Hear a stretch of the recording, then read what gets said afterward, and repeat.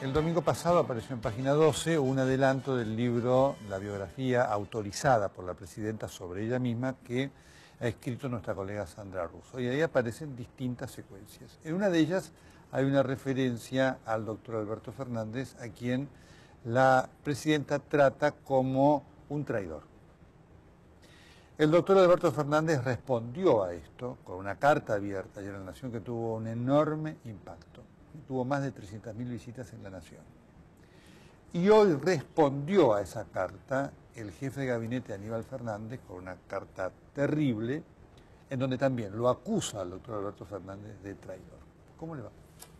Hoy no muy bien por todo esto que está pasando, no muy bien. ¿A usted esto le ha sorprendido o tenía indicios que se estaba incubando algo? No, yo nunca pensé que se podían decir semejantes cosas. Yo me acuerdo que usted, además, cuando Aníbal Fernández lo nombraron jefe de gabinete, usted acá en esta casa, en uno de los programas, dijo, bueno, qué buena noticia porque se habían consustanciado con la historia del kirchnerismo. Sí, señor. No, con el gobierno. ¿O con el gobierno? Con el gobierno. ¿Qué pasó? No sé, porque me parece que hay un punto donde es una carrera para ver quién es más obediente de la presidenta. Y obediente en el sentido, para poner un concepto generoso. Ahora, yo creo que nosotros tendríamos que revisar cosas y que en todo caso yo estoy planteando estas cosas y la necesidad de revisarlas para dejar de perder simplemente, para que nosotros entendamos. Mire, no es fácil pensar un escenario, se lo acaba de plantear el señor que estuvo en el primer bloque, de Narváez. No es fácil pensar un gobierno futuro donde la ciudad de Buenos Aires, Santa Fe, Córdoba y Mendoza la gobiernan sectores ajenos al gobierno. Yo le quiero recordar lo que fue la Liga de Gobernadores con De la Rúa y los conflictos a los que sometió ese gobierno, más allá de que obviamente Cristina no es De la Rúa, eso está clarísimo. Pero así empiezan muchas veces las reacciones internas. Yo tengo el honor de haber sido el jefe de gabinete de Kirchner y yo sé lo que quisimos hacer con Kirchner, porque con Kirchner hablaba cuando ninguno de los que hoy están cuestionándome, criticándome y explicándome de qué se trata estaban. ¿Quién alguna vez le hizo sentir a usted que era una quinta columna del gobierno o del gobierno de su esposa? No, jamás, porque Kirchner sabe que no era un quinta columna. Aníbal Fernández dice hoy que usted a veces le pedía cosas que quería que pasaran por usted y no le hacía caso. No, un delirio. Dice que soy un misógino. No sé qué más le faltó para... Creo que le acabaron los insultos. Pero es todo un disparate. Yo no quiero hablar... ¿Sabe por qué no quiero hablar de esa carta? Porque no tiene nada que ver Aníbal en esto. Ni sabe de qué se trataba, porque él no estaba en nada de esto, lo miraba por televisión el tema, no estaba en esto. Muy bien, la historia es así. El domingo pasado apareció en página 12 un adelanto del libro, la biografía autorizada por la presidenta sobre ella misma que ha escrito nuestra colega Sandra Russo. Y ahí aparecen distintas secuencias. En una de ellas hay una referencia al doctor Alberto Fernández, a quien la presidenta trata como un traidor. El doctor Alberto Fernández respondió a esto con una carta abierta ayer en La Nación que tuvo un enorme impacto. Tuvo más de 300.000 visitas en La Nación. Y hoy respondió a esa carta el jefe de gabinete Aníbal Fernández con una carta terrible, en donde también lo acusa al doctor Alberto Fernández de traidor. ¿Cómo le va? Hoy no muy bien por todo esto que está pasando, no muy bien. ¿A usted esto le ha sorprendido o tenía indicios que se estaba incubando algo? No, yo nunca pensé que se podían decir semejantes cosas. Y la verdad que, honestamente, muy apenado, porque se dicen cosas que son absolutamente falaces, se dicen cosas que no son ciertas, se me pone en un lugar incomprensible, donde de repente parece que yo no quería que Cristina fuera... ¿Usted no quería que Cristina fuera? No, pero eso es un disparate por donde se lo mire. Mire, el periodismo de aquella época decían que yo me había convertido en un cristino, que yo era el hombre que... Sí, lo recuerdo. ¿Usted se acuerda? Que además me bromeaban todos con ese tema de que yo insistía en la candidatura de Cristina. Decir que yo era el vocero de los que lideraban la acción destituyente de un conflicto en el que yo era el vocero de los que se querían destituir. Entonces es una cosa incomprensible todo esto. ¿Cómo es posible si la verdad es que el que dio la cara por la 125 permanentemente ante el Congreso, ante los medios, siempre fui yo en las negociaciones, siempre fui yo? Entonces, y yo no reniego de esto, pero la verdad lo que sí reniego es que ahora vengan a plantearme que que era el vocero de ese grupo que quería destituir al gobierno en el conflicto. La presidenta lo trata como quinta columna y el vocero de Clarín, defendiendo los intereses de Clarín. Bueno, esto alguna vez lo hablamos, y lo hablamos en este mismo lugar. Doctor, eso es otra cosa que no es cierta. Está faltando a la verdad, porque he planteado siempre, inclusive diferencias. Mire, toda esta idea de que yo soy un hombre cercano a los medios y protector de los medios es tan distante con mi historia. Doctor, yo tenía 24 años, estaba recién recibido y yo defendía los periodistas de la revista Humor que eran perseguidos por la dictadura que acababa de salir. Fui abogado de Mona Moncalvillo, fui abogado de Enrique Vázquez, fui abogado de Jaime Ema. En el año 85 se publicó el primer libro que analizaba el vínculo entre los medios de comunicación y la dictadura. El de responsable legal de esa publicación se llamaba Alberto Fernández, tenía 25 años. Teniendo 25 años denuncié al señor Aníbal Vigil por haber participado en fingiendo una entrevista para la revista Para Ti de una madre de Plaza de Mayo que estaba secuestrada en la EMA y donde aparecía en un reportaje fraguado diciendo que su hijo era un subversivo, estaba desaparecido el chico y que era un desaparecido que estaba bien muerto. Que vengan a decirme a mí que yo no tengo interés por denunciar esto, la verdad es que me suena absurdo. Todo esto yo lo hice en silencio en esos años, porque además me parece que lo que había que buscar era justicia y aclarar las cosas.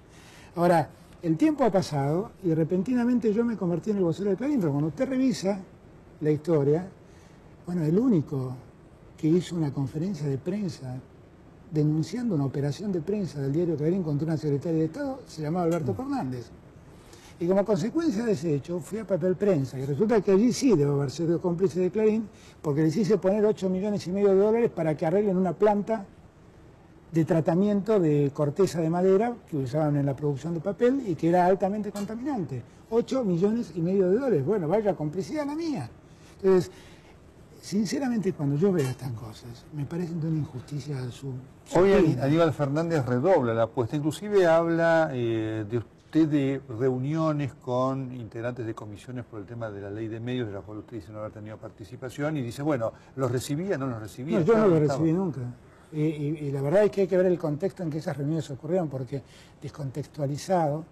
Yo quiero empezar diciendo una cosa, le voy a contestar esta pregunta porque usted me la hace, obviamente, y debo aclararlo, pero no contesto nada vinculado a todo lo que escribió ese señor hoy. Está lleno de mentiras, y si yo de algún modo me preguntaba si el Ministerio de la Verdad existía, bueno, hoy confirmé que existe. Hoy confirmé que existe porque el modo en que se ha urdido una realidad que no tiene nada que ver con lo que es, está hoy en esa carta. Entonces, déjeme decirle algo, esas reuniones no contaron con mi presencia. Fueron reuniones ocurridas en medio del conflicto del campo. En medio del conflicto del campo, solo hablábamos del conflicto del campo. Durante 4 meses tuvimos rutas cortadas, tuvimos desabastecimiento, tuvimos un conflicto social del que no hace falta que se lo explique porque lo vivieron todos los que nos están mirando.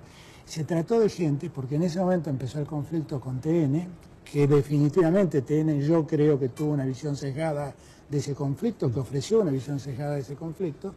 Lo dije entonces, lo digo ahora. Sí, lo discutimos. Y lo discutimos en aquel discrepamos, momento. Sí. Discrepamos, pero era lo que yo creía, francamente, sí, y la verdad lo sigo creyendo con todo respeto. Y entonces aparecieron muchos sectores a acompañar al gobierno en ese planteo de la visión sesgada de la realidad. Y yo no sé de qué se ha hablado, lo que sí jamás hablamos del tema de la ley de medios, porque además la ley de medios objetivamente se puso en tratamiento del Congreso una vez que Néstor Kirchner perdió lamentablemente aquella elección en el año 2009, no antes. ¿Por qué cree que pasa esto con usted hoy por parte del gobierno? Porque yo creo que hay una enorme dificultad del gobierno para poder escuchar críticas y para poder entender que uno les está diciendo cosas que observa. Yo me fui del gobierno, a mí no me echaron del gobierno. Yo me fui del gobierno porque honestamente sentí que la presidenta da la idea de que... No, la presidenta no, Aníbal. No, pero la presidenta en su idea de... Yo no me daba cuenta que tenía una quinta columna, como decir, bueno, me sentí traicionado por esa persona, qué suerte que se fue. Sí, bueno, qué suerte que se fue puede ser, que me echó no. Ahora, Yo la verdad que no tengo ganas de discutir eso, tampoco me parece importante, más que nada tiene que ver con el ego personal de ella y mío y no es importante. Lo pregunto porque obviamente a los eventos históricos usted ve que para la presidenta de Aníbal Fernández sí es importante eso, ¿no? Sí, bueno, porque todos estos lo toman como un gesto de reacción al poder. Mire, lo peor que nos está pasando es la falta de debate. Lo peor que nos está pasando es la actitud de la dirigencia de obedecer sin discutir. Lo que hoy hemos visto es una carta obediente, donde lo mandaron destruir a alguien y luego trataron de hacer. Ahora, lo que nosotros necesitamos es otra cosa. Ahora usted se llevó bien en algún momento con Aníbal Fernández. Hoy se encuentra con una persona, la foto ahí que usted la Nación, y yo me acuerdo que usted además cuando a Aníbal Fernández lo nombraron jefe de gabinete, usted acá en esta casa, en uno de los programas, dijo, bueno, qué buena noticia porque es alguien consustanciado con la historia del kirchnerismo. Sí, señor. No, con el gobierno. O con el gobierno. Con el gobierno. ¿Qué pasó? No sé, porque me parece que hay un punto donde es una carrera para ver quién es más obediente de la presidenta, y obediente en el sentido, para poner un concepto generoso. Ahora, yo creo que nosotros tendríamos que revisar cosas, y que en todo caso yo estoy planteando estas cosas y la necesidad de revisarlas para dejar de perder simplemente, para que nosotros entendamos, mire, no es fácil pensar un escenario, se lo acaba de plantear el señor que estuvo en el primer bloque, de Narváez. No es fácil pensar un gobierno futuro donde la ciudad de Buenos Aires, Santa Fe, Córdoba y Mendoza la gobiernan sectores ajenos al gobierno. Yo le quiero recordar lo que fue la Liga de Gobernadores con De la Rúa y los conflictos a los que sometió ese gobierno, más allá de que obviamente Cristina no es De la Rúa, eso está clarísimo. Pero así empiezan muchas veces las reacciones internas. Entonces, a mí me parece que esas cosas hay que prestarles atención. Lo que ha pasado en Santa Fe no es un dato menor. ¿A usted le sorprendió? Me sorprendió porque la verdad es que teníamos un muy buen candidato, que era Agustín Rossi, un hombre de bien, un dirigente cabal, y la verdad que la diferencia fue abrumadora.